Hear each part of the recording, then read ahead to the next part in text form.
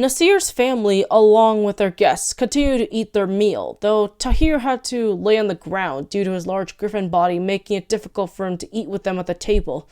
Despite the best first impression Nassir made on the group, they managed to get along with him and his family relatively well, even if Tahir continued to treat Nassir in a passive-aggressive manner. However, there was something on Soraya's mind as she and her friends continued to eat with the family, namely, the origins behind the word Kaveh, which Nassir and his family used as a secret word. What does that word mean? Soraya thought to herself. I could have sworn I heard that word before, but where? As she was thinking to herself, Nassir, who sat across from her at the table, couldn't help but glance at her.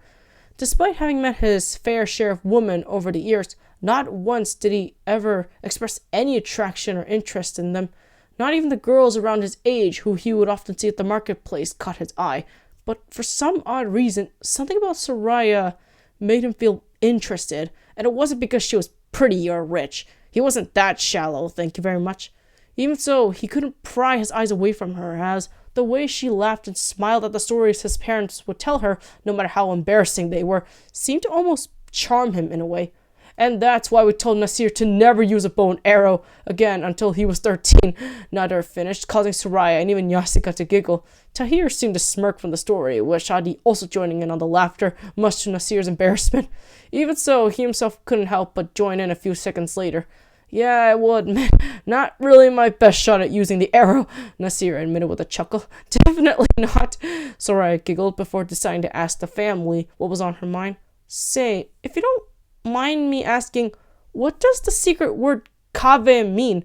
What's the significance behind it? The moment she asked this question, the others, including Tahir and Yasica, gasped and stared in shock. Soraya didn't understand just why everyone was so surprised and worried that she said something wrong. What? What's wrong? Was it something that I said? Soraya asked nervously. You don't know? Nassir asked in bewilderment. No, about what? Soraya replied back in confusion. Did Madar and Padar not tell you about him? Tahir asked in surprise. No. Who? Soraya replied in an unsure tone. At least, I don't think so. I heard that word a couple times, but I never really thought about what it meant until now. What does it mean? Kaveh isn't a what, but rather he's a who, to be more specific, Nader explained. In fact, he's our ancestor and the founder of our family. What? Soraya shouted in surprise. I didn't know that! Really? Kaveh is said to be famous for being one of the few humans to ever defy Dahak and live, Yasica pointed out, which stunned Soraya even more. Whoa, Soraya responded. So he never got killed or cursed by Dahak? And what exactly did Dahak do to him that made him his enemy? Nassir and his family glanced at one another with grim expressions before turning back to face the princess. Nader then spoke up as he decided to reveal the dark truth regarding Kaveh's enmity with Dahak. Dahak ate Kaveh's children, Nader said grimly, making Soraya drop her jaw in horror, with Yasica and Tahir grimacing alongside her.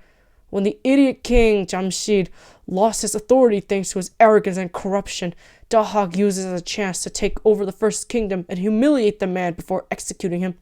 Unfortunately, it wasn't enough, as Dahak sought to keep the populace under control, along with seeking to stop any potential rebellions by devouring the brains of children. Of course, this predictably led to public outcry, but nobody could stand up to him, not with all of his Deves protecting him like the false king he was. People were forced to sacrifice their children to Dahak, where he let his disgusting snakes devour their brains before handing the rest to Dahak and his forces. It was a nightmare for everyone back then. By Omurasta, I had no idea, Soraya uttered in pure horror. I only heard of the terrifying tales that Madar Padar would tell me regarding Dahak's vile deeds, but even I never expected them to be this vile. Indeed, Tahir agreed in a grim tone. To think he would go after children just to feed himself and make an example of his own people is unbelievable. Truly, he must have been blessed by Anhriya Mainu if he was powerful enough to force people to do that. Yes, all hope would have been lost had our ancestor Kaveh not rebelled against the mad serpent Shah. Shadi continued. Kaveh once had 15 children who were unfortunately targeted by Dahak and his minions because they feared he would raise them into a powerful army and rebel against them. The fact that he was a blacksmith who created powerful weapons and had access to certain metals that could potentially harm Dahak made it easier for him to target the poor man. Ironically, Dahak's actions only inspired Kaveh to rebel anyways, given that his children were picked to be the next sacrifices, with only 2 of them surviving. And don't get me started on how Dahak promised to spare Kaveh's remaining children if he said that Dahak was a good and just ruler and swore fealty to him forever, Nader commented in a sarcastic tone. Did he agree to the terms? Soraya asked, knowing where this was going. Of course not! Shadi replied with a laugh. He may have been desperate to save his children, but he wasn't that desperate. In fact, when Dahak showed him the terms in a scroll, Kaveh snatched it away from his hands and tore it to shreds right in front of him. No way! Soraya exclaimed in shock. Yes, he did, Shadi confirmed with a grin. Once he did that, he immediately left the premises before Dahak could execute him and called to others who shared his pain and formed a rebellion against the wicked king. He even used his own apron to create a makeshift flag as a sign of rebellion against Dahak. As a result, he and his newfound army fought nobly against the Serpentjaw and his demonic forces for centuries. Incredible, Soraya replied in awe of the story she was told. I have a lot of respect for him. To think he stood up to him and got away with it, along with forming an army. Bet Dahak didn't see that one coming, huh? No, he did not, Tahir chimed in with a chuckle. Guess in the end, he wasn't able to prevent a rebellion from forming, as it was thanks to his own arrogance and gluttony that led to it happening anyway. Talk about ironic. Ironic indeed, Yasica agreed with a nod. The Sky Monks told us the story as a warning of what happens when you abuse power for yourself, especially as a ruler. One often meets their destiny on the road they take to avoid it, after all. True, Nader said as he too nodded in agreement. And it was because of this blatant abuse that caused people to rise up against him, just like they did to Jamshid years ago. But alas, the revolution didn't exactly go according to plan, considering the state Avesta is in. Right, I've been meaning to ask about that, Soraya said. What did happen to Kaveh if he wasn't killed by Dahak or cursed in some way? He continued to lead his forces till his dying days, Nader revealed. Not even his waning age would stop him from taking down Dahak's forces as much as he could. With his determination and natural charisma, Kaveh continued to gather allies from different parts of Avesta in hopes of taking down Dahak once and for all. Of course, another reason he did was because of a prophecy, one that predated yours and Tahir's. Another prophecy? Soraya asked with intrigue. Yes, there was another prophecy years before you and your brother were born, Nader confirmed. For you see, there was once a champion who was supposed to lead the march against Dahak and defeat him once and for all. His name was Feridun, and he was destined to save Avesta by taking down Dahak's reign of terror. What happened, though? Soraya asked with worry. Judging from the results, I assume something terrible happened to him.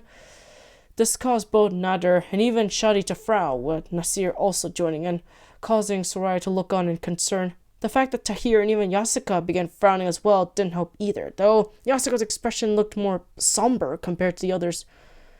Feridun failed to fulfill his role, Shadi revealed in a bitter tone.